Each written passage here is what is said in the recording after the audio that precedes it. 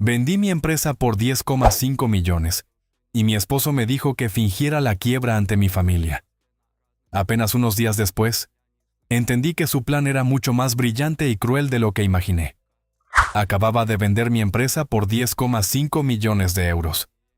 Mi primer impulso fue llamar a mi hermana y a mis padres para compartir la noticia.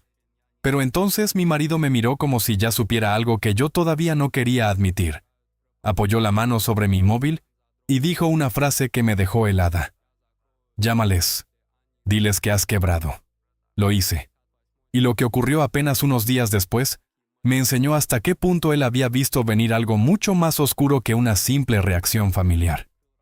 Me quedé mirando la pantalla del banco, fija en los 10,5 millones que acababan de aparecer oficialmente ingresados en mi cuenta personal. Mi nombre es Valeria, tengo 34 años, y acababa de cerrar la venta millonaria de mi propia empresa de logística en Zaragoza. Tenía las manos temblando cuando cogí el teléfono, porque necesitaba compartir aquella victoria financiera que me acababa de cambiar la vida. Antes de marcar, mi marido colocó suavemente la mano sobre la pantalla iluminada y detuvo el movimiento. Me sostuvo la mirada con una expresión extrañamente seria, tan seria que noté cómo se me aceleraba el pulso. En lugar de celebrar conmigo aquel éxito increíble, me propuso un plan que, en ese momento, me pareció completamente absurdo, pero que según él iba a revelar de una vez por todas la verdad sobre mi propia familia. Me tomó las dos manos con firmeza en el silencio del salón y dijo en voz baja, pero sin vacilar: necesitas llamar ahora mismo a tu hermana y a tus padres.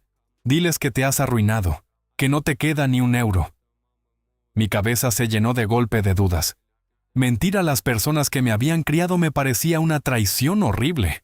Aún así, yo sabía que Tomás tenía una intuición casi quirúrgica para detectar las verdaderas intenciones de la gente. Bienvenidos a mi canal. Quiero agradecer a todos los que ven y escuchan este video. Suscríbete al canal y ayúdame a llegar a los 5,000 suscriptores. Además, dale me gusta a esta historia. Me esfuerzo mucho en crear cada historia para cada uno de ustedes. Por favor, comparte el video con tus amigos. ¡Disfrútalo! Tragué saliva, me obligué a frenar la incomodidad y asentí despacio. Si él estaba tan seguro, iba a seguir sus instrucciones. Aunque una parte de mí ya sospechaba que no quería poner a prueba su lealtad, sino confirmar algo que yo llevaba años negándome a ver. Aquella noche me senté frente al ordenador y abrí el portal bancario para revisar los movimientos de los últimos 5 años. Quería comprobar si lo que Tomás intuía sobre mis familiares tenía realmente fundamento, o si todo aquello no era más que una exageración nacida de la desconfianza. Ordené las transferencias salientes por nombre del destinatario, y en cuanto lo hice, el patrón apareció tan claro que me dejó inmóvil. Los datos mostraban que yo había funcionado durante años como un cajero automático para mi familia. Sacaban dinero directamente de mis cuentas de empresa para cubrir sus propios gastos personales, como si mis ingresos no fueran el resultado de jornadas interminables, contratos cerrados a pulso y años de riesgo constante. Cada vez que a ellos se les torcía el flujo de dinero, mi teléfono sonaba con una nueva urgencia, una nueva explicación, una nueva petición de transferencia para evitar recargos, retrasos o supuestas desgracias que siempre parecían resolverse con mi cuenta bancaria. Exporté las hojas de cálculo y empecé a sumar los importes no devueltos. Cuando terminé, me quedé mirando la cifra con una sensación seca en el estómago. La cantidad total era tan alta que podría haber comprado sin problema una segunda nave para ampliar la operativa de mi empresa. Después abrí un registro concreto de hacía 2 años. Lo recordaba perfectamente. Mi hermana Brenda y su marido, Raúl, me habían pedido un préstamo para comprar un vehículo comercial con el que Raúl pudiera empezar a trabajar como autónomo. Me enviaron un plan de negocio donde explicaban que necesitaban una furgoneta sencilla, funcional, lo justo para arrancar. Pero no compraron una furgoneta normal. Usaron ese dinero para pagarse una camioneta de alta gama, completamente equipada. Raúl llegó incluso a publicar fotos en redes sociales presumiendo del vehículo, hablando de su éxito, como si lo hubiese levantado él solo. Fui yo quien abonó la factura del concesionario directamente desde la cuenta corporativa. También encontré el documento que ambos habían firmado, comprometiéndose a empezar a devolver el dinero en enero de aquel año. No devolvieron nada. ni una sola transferencia, ni un intento. Y cada vez que yo mencionaba esa deuda pendiente en las comidas de Navidad o en cualquier reunión familiar, Brenda desviaba la conversación de inmediato y me acusaba de anteponer la codicia empresarial a la lealtad de la familia. Lo hacía con una facilidad que me desarmaba. Después se levantaba de la mesa llorando, obligando a mis padres a intervenir para protegerla y dejarme a mí como la fría, la calculadora, la que solo pensaba en números. Salí de las cuentas corrientes y entré en la sección de usuarios autorizados de mi tarjeta de crédito para revisar los cargos recientes. Entonces, vi los gastos acumulados por mi madre. Le había dado esa tarjeta exclusivamente para emergencias médicas. Solo para eso. Pero allí no había hospitales, ni farmacias, ni pruebas clínicas. Había vuelos a destinos turísticos, había tratamientos de spa, había cenas en restaurantes caros y compras en boutiques. Descargué los recibos y los fui abriendo uno a uno, notando cómo se me endurecía la cara. No tenían absolutamente nada que ver con consultas médicas ni con ninguna urgencia real. Mis padres actuaban bajo la idea silenciosa de que, por haber pagado mis gastos de infancia, tenían derecho permanente a una parte de todo lo que yo ganara después. Hice clic en los detalles de facturación y comprobé que mi madre había agotado el límite de esa tarjeta 3 veces en los últimos 6 meses, sin siquiera pedirme permiso. Y cuanto más miraba aquello, más brutal era el contraste con lo que había hecho Tomás en los primeros tiempos de mi empresa, cuando todavía no entraba dinero y todo pendía de un hilo. Mientras yo intentaba conseguir nuestro primer gran cliente de transporte, él hacía turnos dobles en su trabajo de ingeniero para pagar la hipoteca y llenar la nevera sin reprocharme nada. Mientras mi familia me repetía que cerrara la empresa y buscara un trabajo normal, Tomás había hecho justo lo contrario. Llegó a liquidar sus propios ahorros para pagar las nóminas de mis empleados durante el primer año. Y pasó fines de semana enteros ayudándome a cargar palés en la nave para que yo pudiera recortar costes, en vez de reservarse un solo día para él. Pensé en eso. Aparté de golpe la sensación de deber familiar. Cerré el portal bancario y cogí el móvil para llamar a mi madre y poner en marcha el plan. Le dije que necesitaba organizar una cena familiar el fin de semana siguiente en mi casa porque tenía que hablar con todos de una situación financiera relacionada con la empresa. Ella aceptó la invitación al instante. Lo hizo casi con entusiasmo. Dijo que esperaba que sirviera marisco. No preguntó qué estaba pasando. No preguntó si yo estaba bien. Ni una sola vez. Colgué, dejé el teléfono boca abajo sobre el escritorio y me quedé unos segundos mirándolo. El escenario ya estaba montado. Salí del despacho y encontré a Tomás esperándome en la cocina. Le bastó con mirarme para saber que vendrían. Asentí una sola vez. El sábado por la noche, toda mi familia estaba sentada en el comedor de mi casa, con esas expresiones tensas que fingían preocupación pero que, vistas de cerca, se parecían demasiado a la expectativa, como si todos hubieran llegado pensando en dinero antes, incluso de sentarse. Fui sacando de la cocina las bandejas de marisco del catering y las coloqué sobre la mesa mientras Tomás servía las bebidas. Apenas dejé los primeros aperitivos cuando Brenda atacó la conversación sin el menor rodeo, como si hubiera estado esperando una señal para lanzar lo suyo antes de que yo pudiera abrir la boca. Sacó de su bolso una carpeta brillante, cuidadosamente preparada, y empezó a exponer una nueva propuesta de negocio. Era la última gran idea de Raúl, una empresa inmobiliaria especulativa. Deslizó los documentos por la mesa, hasta dejarlos frente a mi plato, y me pidió, de manera directa, que pusiera el capital inicial antes de que terminara el mes. Dijo que Raúl necesitaba una inyección fuerte de efectivo para asegurarse una oficina en una ubicación privilegiada antes de que otro inversor se adelantara y se quedara el local. Raúl estaba sentado a su lado, asintiendo con entusiasmo mientras seguía masticando, más pendiente de la comida que de explicar un solo detalle real del proyecto que, en teoría, iba a cambiarles la vida. Brenda ni siquiera miró el catering caro que yo había pagado. Prefirió golpear con las uñas la mesa de madera, una y otra vez, mientras esperaba mi respuesta. Yo bajé la vista a la primera página y vi enseguida las cifras infladas del presupuesto, pero no dije nada. No acepté financiarles nada. Ni siquiera levanté la mirada. Y antes de que pudiera formular una respuesta medianamente educada, mi madre redirigió toda la cena hacia sus propios problemas. Anunció en voz alta que el suelo del salón de su casa había sufrido daños importantes por una pequeña fuga de agua de la semana anterior. Mi padre intervino al momento para reforzar la historia y empezó a enumerar todos los contratistas carísimos a los que, según él, ya habían pedido presupuestos para una reforma de nivel superior. Mi madre apartó el plato vacío de aperitivos y me dijo, sin rodeos, que debía cubrir el coste total de las reparaciones estructurales, y ya que nos poníamos, también unas mejoras de madera noble que querían aprovechar para hacer. Lo presentó como si fuera de lo más razonable. Según ella, pagar aquella reforma era poco menos que mi obligación, porque mi empresa había tenido un trimestre muy rentable. Mi padre añadió que esperaban que el dinero estuviera transferido a su cuenta conjunta antes del martes por la mañana, para poder tramitar cuanto antes los permisos de obra.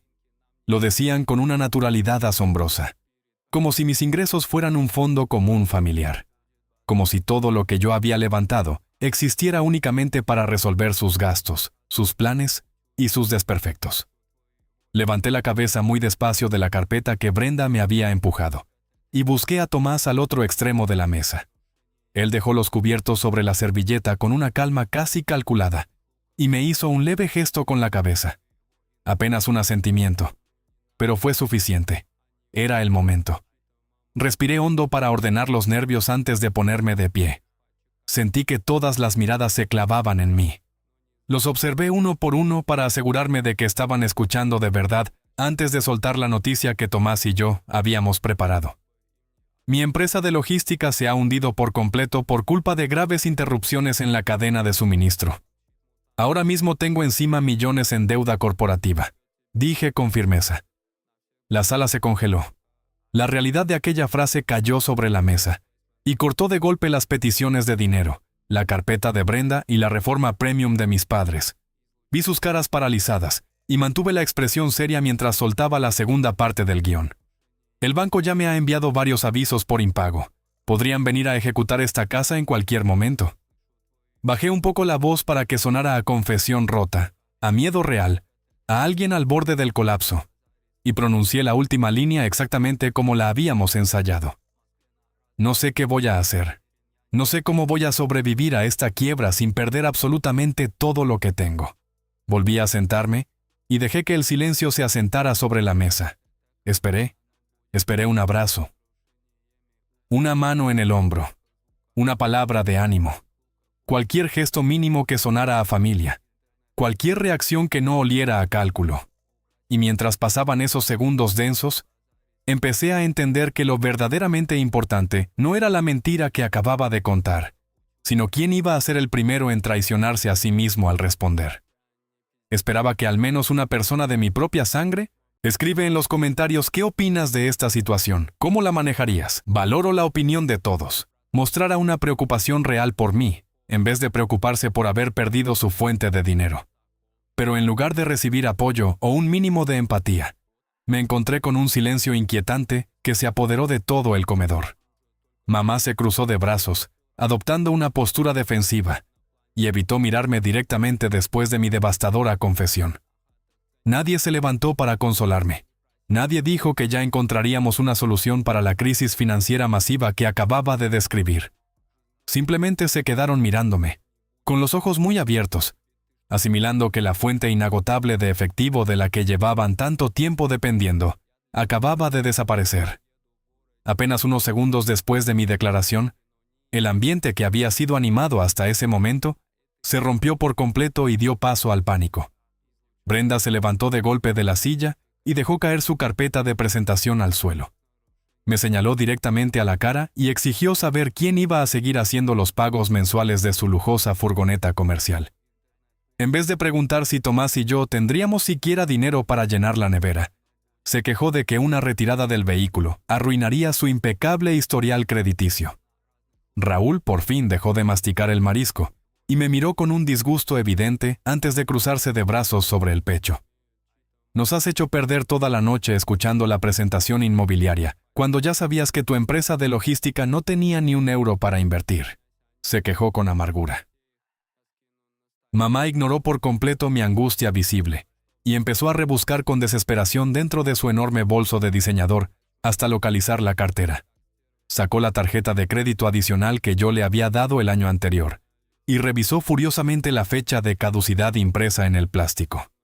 Luego, levantó la tarjeta hacia la lámpara del techo para inspeccionar los números, antes de volver a clavar en mí una mirada llena de rabia. ¿Qué va a pasar exactamente con esta tarjeta de crédito ahora? ¿El banco la bloqueará automáticamente antes de mañana por la mañana?, exigió en voz alta. En lugar de ofrecerme devolver la tarjeta para ayudar a reducir mis saldos pendientes, mamá la apretó con fuerza dentro del puño.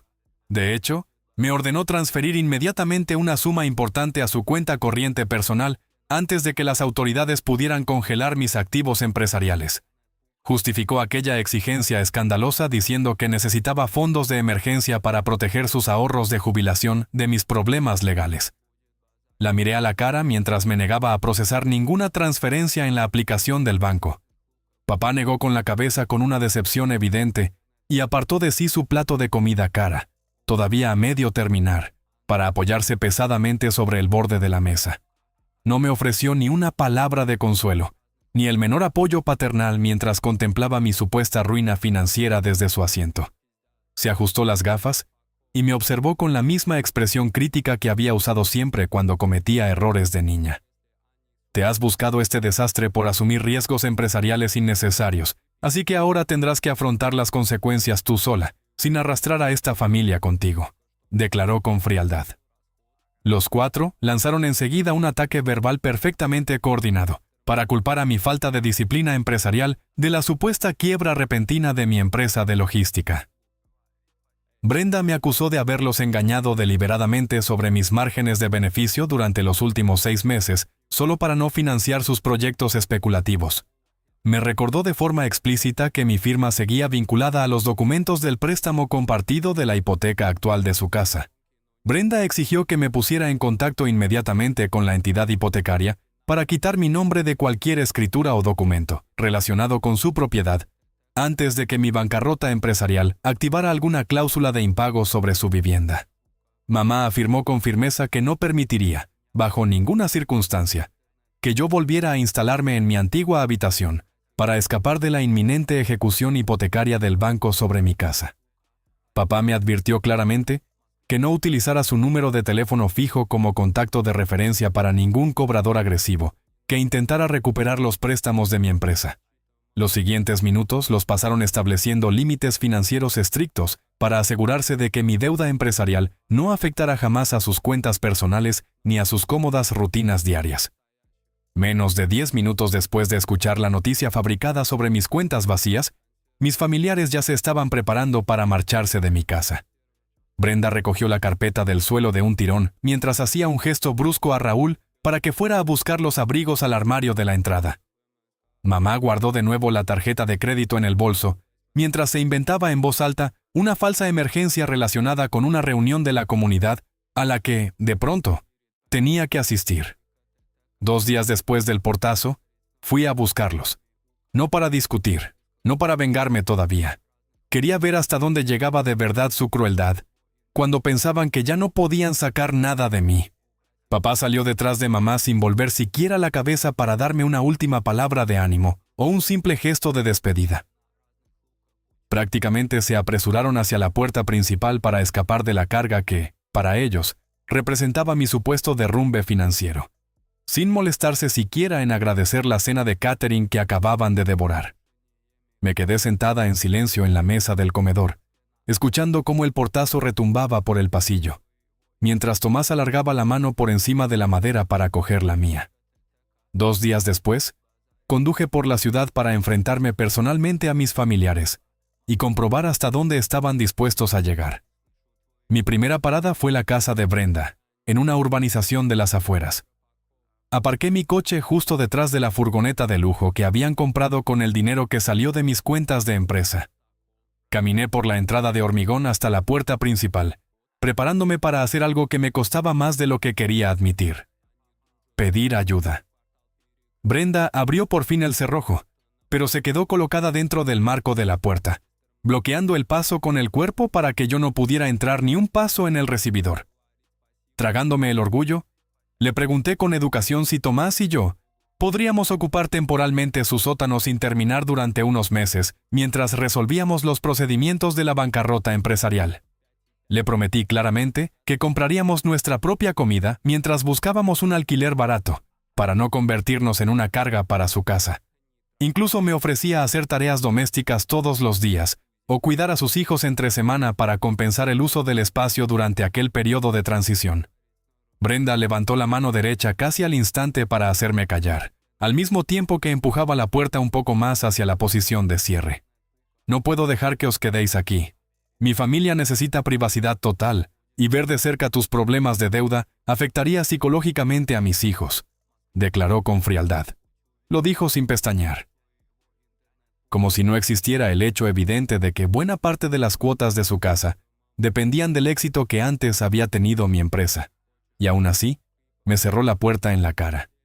Antes de darme la vuelta, alcancé a ver a Raúl asomado tras las persianas del salón, vigilando mi salida sin molestarse siquiera en salir a apoyar mi petición de alojamiento de emergencia. Me quedé quieta unos segundos en el porche, mirando el pestillo ya echado, antes de volver en silencio hacia el coche. No regresé a mi casa, no todavía. Arranqué el motor y conduje directamente al barrio donde vivían mis padres. Mientras avanzaba por aquellas calles tan conocidas, preparé una petición mucho más pequeña. Quería probar si, al menos en una emergencia fabricada, estarían dispuestos a ayudar a su hija con algo mínimo.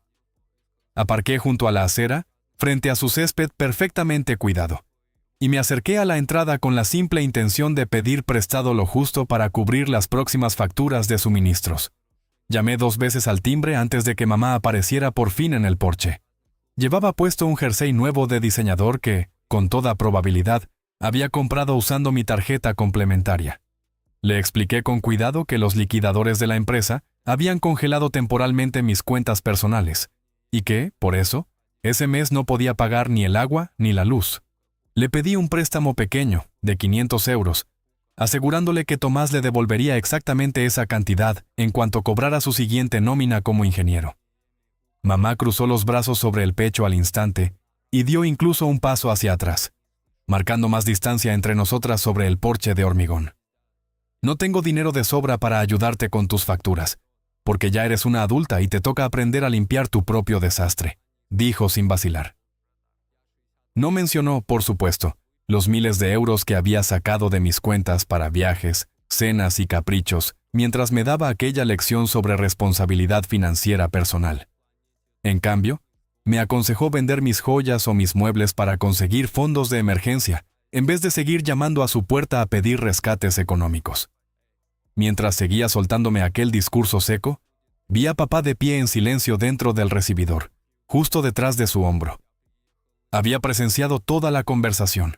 No intervino, no me defendió, no ofreció ni una sola palabra de apoyo, ni una solución para mis cuentas congeladas.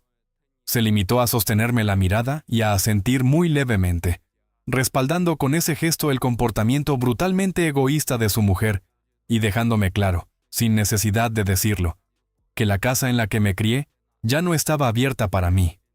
Ninguno de los dos se molestó en preguntar dónde íbamos a dormir Tomás y yo, si el banco ejecutaba oficialmente nuestra casa el fin de semana siguiente.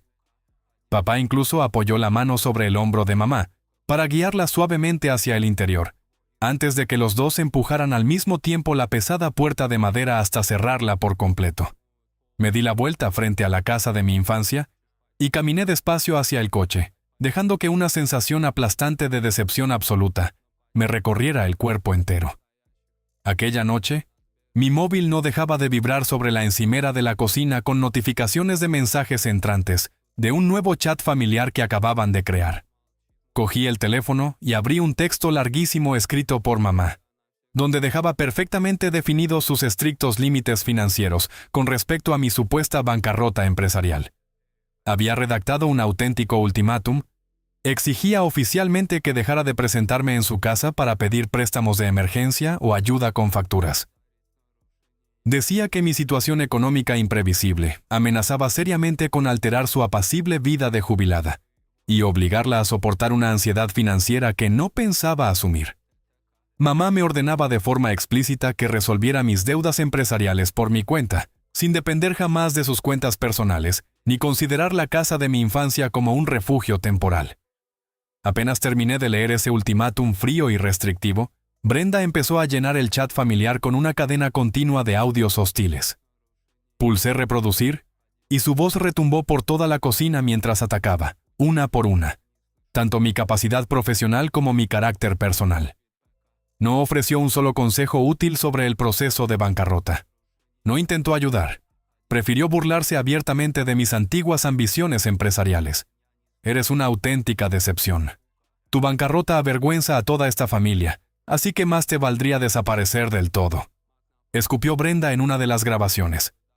Justo en el instante exacto en que mis propios familiares dejaban clara su intención de romper todo contacto conmigo, mi mejor amiga, Sara, llamó a la puerta. Entró directamente en la cocina, se sentó a mi lado en el taburete de madera, y me rodeó los hombros con los brazos para darme el consuelo inmediato que mi propia familia me había negado con tanta facilidad. Sara había traído una carpeta con varios recursos legales para ayudarme a afrontar la supuesta bancarrota, porque ella sí creía de verdad que yo necesitaba ayuda profesional. Escuchó todo con atención, sin juzgarme, sin dureza, mientras asimilaba la realidad brutal de que mi familia biológica me había abandonado oficialmente para proteger sus propios bienes. Volví a subir hasta el principio del chat y empecé a leer en voz alta los mensajes amargos para que tanto Tomás como Sara entendieran por completo lo que estaba pasando.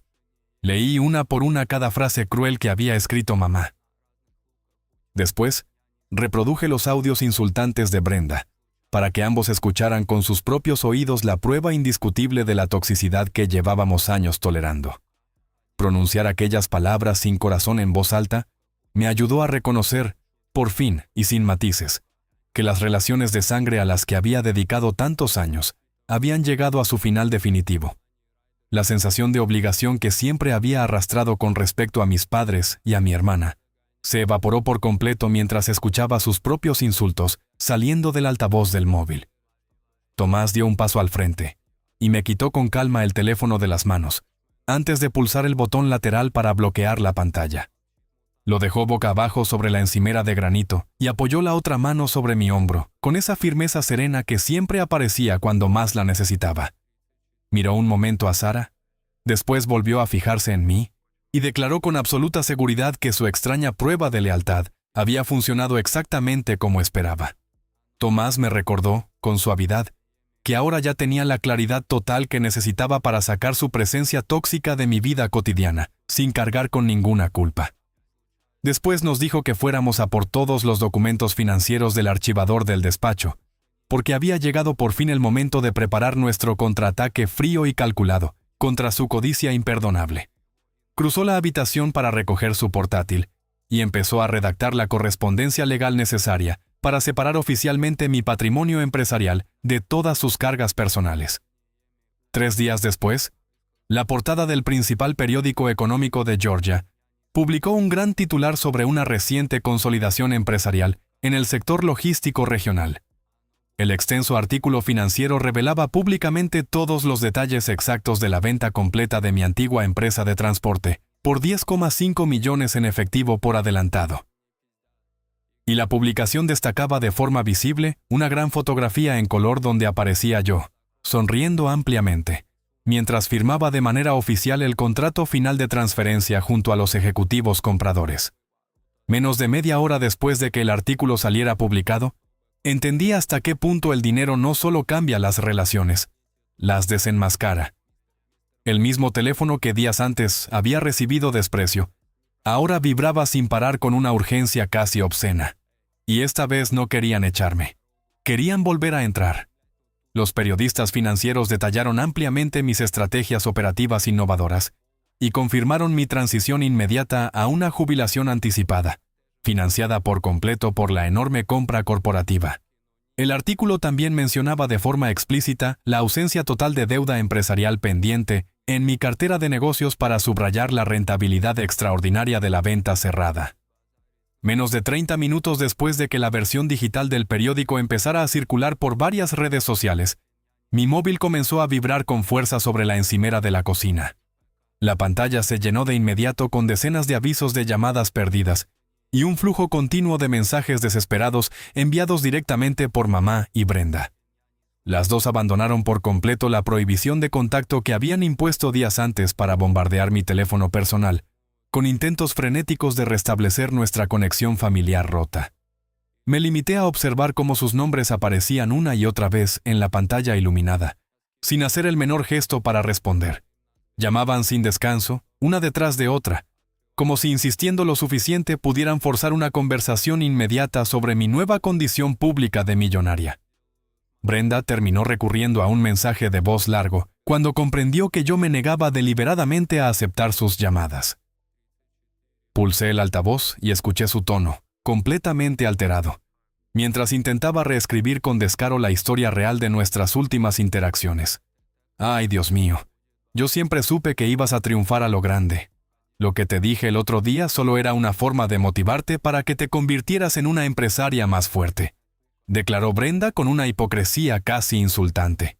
Convenientemente, omitía el detalle de que apenas unos días antes me había negado incluso el sótano de su casa, mientras ahora alababa mi talento financiero con la esperanza de conseguir futuras inversiones para Raúl. Mamá, al mismo tiempo, inundó mi aplicación de mensajes con varios párrafos donde inventaba una versión completamente falsa de su devoción maternal inquebrantable. Mentía sin pudor, asegurando que había pasado todo el fin de semana fregando mi antigua habitación para prepararme un espacio cómodo y darme la bienvenida de nuevo a su casa. Incluso afirmaba, de manera ridícula, que no había encontrado un solo momento libre para llamarme y contarme lo del dormitorio antes de descubrir por casualidad la noticia de la venta en el periódico de aquella mañana. Sus mensajes exigían con insistencia una reunión inmediata para celebrar mi maravillosa victoria financiera, ignorando por completo la severa advertencia que ella misma me había lanzado a principios de esa semana. Mientras el móvil seguía colapsando con aquellos intentos patéticos de reconciliación interesada, Sara volvió a mi casa actuando esta vez en su capacidad profesional oficial como notaria certificada. Sacó su sello metálico del maletín de cuero y empezó a tramitar metódicamente los distintos documentos de restricción financiera que Tomás había preparado la noche anterior. Sara comprobó con cuidado mi documento de identidad antes de autenticar oficialmente mi firma en varios formularios bancarios vinculantes, destinados a desvincular por completo mis responsabilidades económicas de mis familiares. Después, fue clasificando con precisión todos los papeles ya sellados en carpetas legales separadas, sin hacer un solo comentario innecesario sobre los mensajes frenéticos que seguían iluminando sin parar la pantalla de mi teléfono. Yo ignoré activamente cada falso elogio y cada mensaje de voz adulador que atascaba mi bandeja de entrada para mantener toda mi atención en el paso legal que tenía delante. Fui apilando con calma los documentos bancarios de revocación ya completados y terminé guardando todo el montón dentro de mi maletín de cuero para llevarlo al centro financiero. Cogí las llaves del coche del cuenco de cerámica de la entrada y le indiqué a Tomás que recogiera también su abrigo para irnos juntos al distrito financiero. Salimos por la puerta principal con una calma firme, decididos a cerrar de manera permanente las consecuencias económicas que mis familiares se habían ganado por su codicia imperdonable. Cerré la puerta detrás de nosotros dejando el móvil, todavía vibrando, abandonado sobre la encimera de la cocina. Aquella mañana de viernes, Tomás y yo cruzamos las pesadas puertas de cristal de la sede central del banco para restablecer por completo mis límites financieros personales. Evitamos las colas normales de caja y nos sentamos directamente frente al director de la sucursal que gestionaba mis cuentas empresariales premium. Mi primera medida de represalia fue solicitar formalmente al responsable bancario que desactivara de manera permanente la tarjeta de crédito complementaria de la que mamá había abusado durante años. Antes de que ellas llegaran corriendo por el aparcamiento, yo ya había tomado todas las decisiones que iban a destruir su acceso a mi vida. Y esta vez, no había vuelta atrás. Observé con atención al director del banco introducir los códigos de cancelación en la terminal segura. Cada tecla que pulsaba eliminaba algo que ellas habían dado por eterno.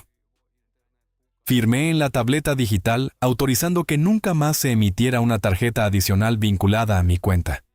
En ese instante, su acceso ilimitado a mi dinero desapareció, sin aviso, sin margen. Esa sola acción cortó de raíz su capacidad de reservar viajes, comprar ropa de lujo o seguir viviendo como si mi cuenta fuera una extensión de la suya. Justo después, entregué los documentos de revocación que Sara había preparado al responsable del departamento hipotecario, sentado frente a mí. Presenté oficialmente el formulario para eliminar mi nombre como garante principal de la hipoteca de la casa de Brenda. El sello cayó con fuerza sobre el papel, y con ese gesto, todo cambió. El banco inició automáticamente una revisión financiera completa de su situación real.